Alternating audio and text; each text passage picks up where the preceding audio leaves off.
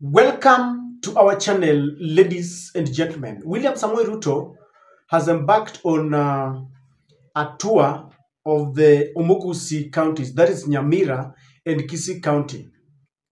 He started with Mombasa, then he was in Mount Kenya. Today he is in both Kisii and Nyamira. Yesterday he was in Nyamira, today he is in Kisii. And in the process of visiting those counties, he's trying to popularize the broad-based government. And William Ruto is also looking at leaders that he can work with in 2027. And it is very easy. Simply giving those leaders a chance to speak to the electorate, and you will see the reception. Unfortunately, some of the leaders have really met the wrath of the constituents who elected them. Yesterday, it was the turn of Amos Nyaribo, the Nyamira governor, who was really heckled in front of William Ruto. And things are really changing. And politics is really dynamic. Those who are really loved by the people, those who are elected, within 2 years down the line, they are now rejected. They are never wanted by the people who elected them, led by William Ruto himself. Today, it was the turn of the Kisii woman rep. As William Ruto was introducing leaders, some of them, of course, have to be given a chance to speak. There are so many. Others are just told wave to the crowd because the problem is tired. But the Kisii woman rep was really humiliated and heckled. The manner in which she was trying to handle that crowd, the psychology of handling the crowd, was really missing in her. She really missed the point. And I want you to watch this video as the Kisii woman rep is blaming the governor. And I believe she's blaming Governor Simba Arati, who has now been given another role as the deputy ODM party leader. And I kind of sympathize with her. Kindly take a look. Your Excellency, asante sana. Thank you.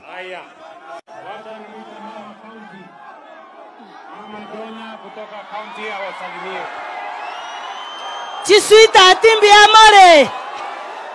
Okay, ngoja. Nyinyi na wajua. Nyinyi ni wa governor. Governor ulizi woman rep. Governor ko badara woman rep. Ara muraba na ba governor. Governor ndiye amewatuma. Abantu banyari barimbi amore. Mwararira rasi ya governor. Okay, asanti, muambie governor wape pesa mingi. Governor walipe pesa mingi. Governor walipe pesa mingi watusi wa mama. Asanti.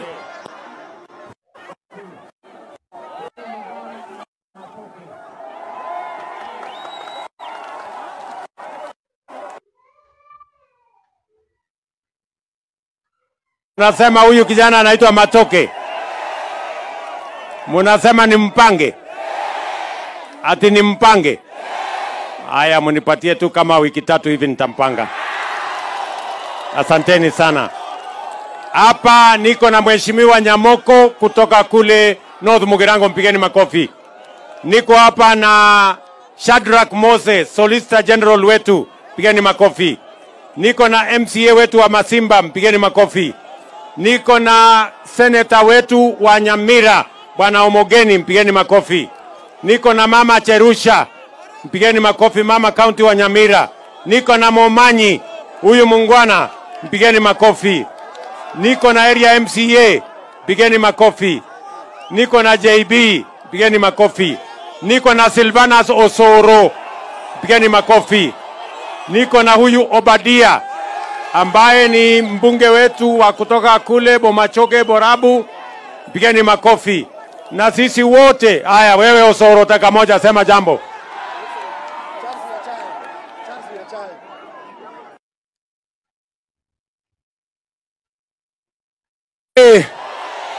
Nyaribari oye!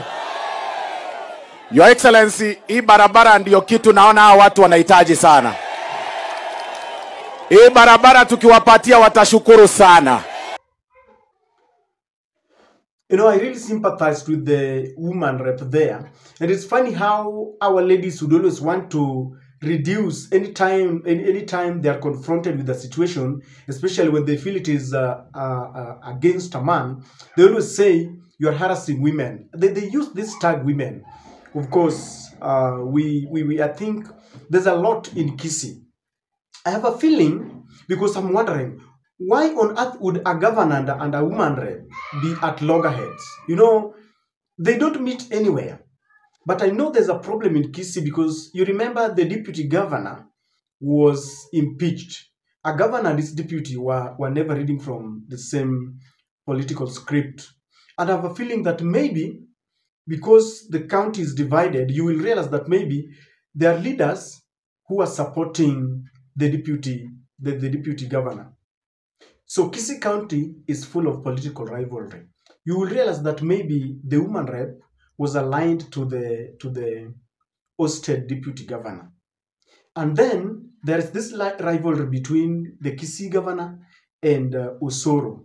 They seem to have drawn a battle line, and they are going for it in 2027.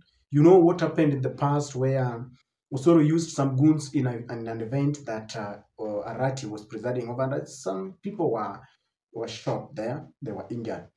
So I'm thinking that maybe this woman rep is aligned to Osoro, and therefore they are not reading from the same page with the governor, Simba Arati. She was blaming the governor. She knows why. But then I think what we need to do as a country, this elective post will be vacant in 2027. And I think we need to give each and every leader time to work. From the MCA all the way to our governors, we need to give them time to work. Wananchi, you know, the electorates know what they want. If someone is not using the taxpayers' money well to implement the services that as he had promised during the campaigns, then the electorates know their time will come. But I'm against a situation where you want to frustrate a working leader simply because you want to have an excuse by the end of his term. We need to give them time. When someone is given time and is overwhelmed, and you realize that after 5 years he's got nothing to show for it, then that will be his moment. At the ballot, tutamalizana now. It will be a done deal at the ballot. And that's what I'm thinking.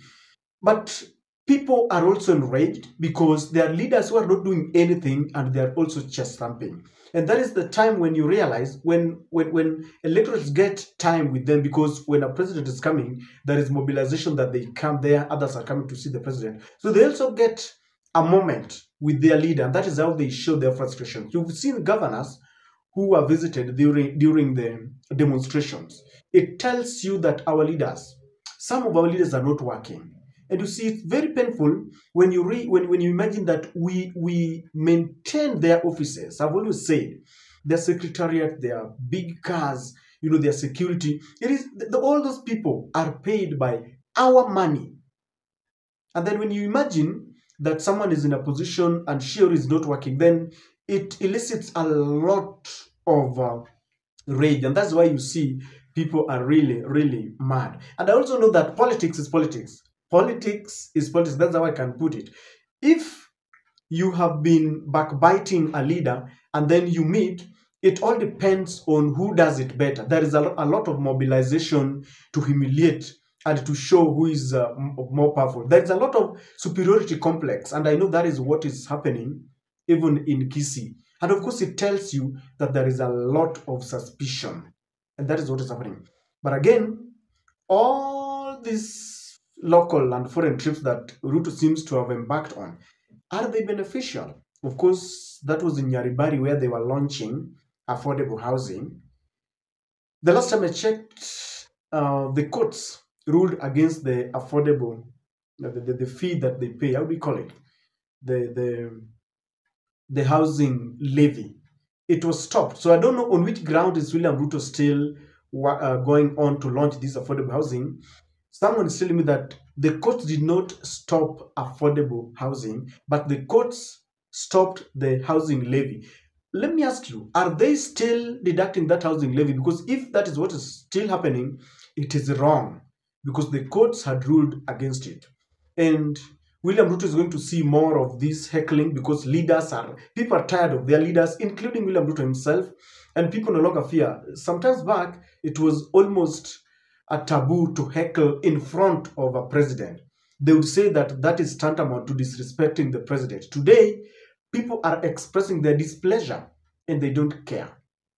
And ladies and gentlemen, in more of these tours that William Ruto will be attending, more of heckling. And if a leader is being heckled now, it means that they need to go back on a drawing board and find out what is wrong. Because if you see leaders, people heckling you, there's a problem.